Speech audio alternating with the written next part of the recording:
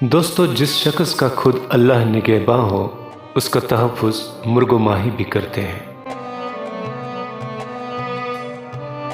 ہر ناکامی کے دامن میں کامیابی کے پھول ہوتے ہیں۔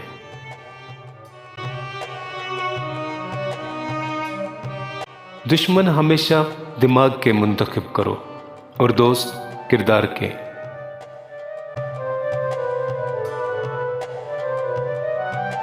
صرف وہی لوگ زندہ رہتے ہیں جو جرت اور جان بازی کا مظاہرہ کرتے ہیں۔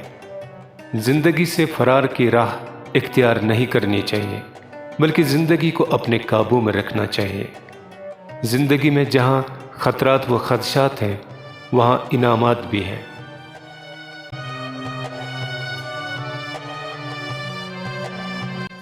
یہ دنیا ایک سٹیج ہے جہاں کا اہم ترین کردار انسان ہے۔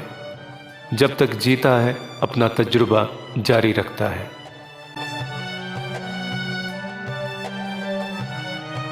کسی کسوٹی کے بغیر وہم اور عقل میں واضح امتیاز کرنا بہت مشکل ہوتا ہے۔ یہ کسوٹی قرآن اور انبیاء کی روحانی کیفیت ہے۔ وہم فرعون کا حصہ ہے جس نے دنیا میں فتنہ و فساد برپا کیا تھا، اور عقل حضرت موسیٰ علیہ السلام کو بخشی گئی جو جہاں افروز تھے۔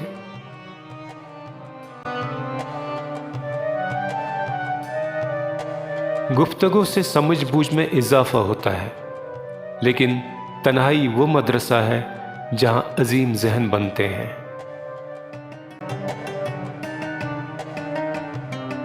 دوستی کی کشتی میں پہلا سوراخ شک کا ہوتا ہے۔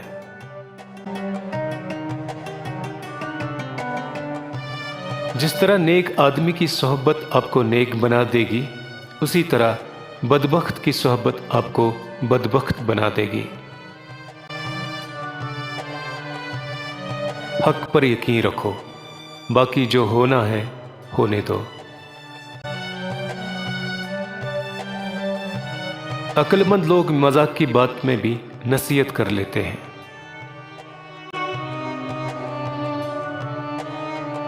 کوئی بھی برا انسان سزا پانے کے بغیر اور اچھا انسان جزا پانے کے بغیر نہیں رہتا۔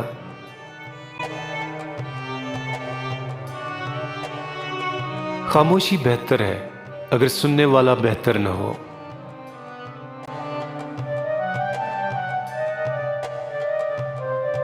یہ حکمت خداوندی ہے کہ ظالموں کو ان کے ظلم کی پاداش میں عذاب کا مستحق قرار دیا جاتا ہے، اور ان کے مظالم کو اللہ کے نزدیک بندوں کے لیے درجات کی ترقی کا سبب بنا دیتی ہے۔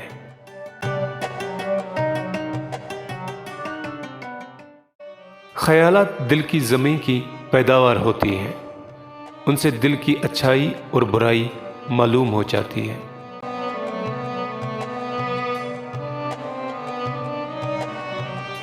تین لوگوں سے اچھے مشورے کی توقع کبھی نہ رکھنا: جاہل، احمق اور بد کردار سے۔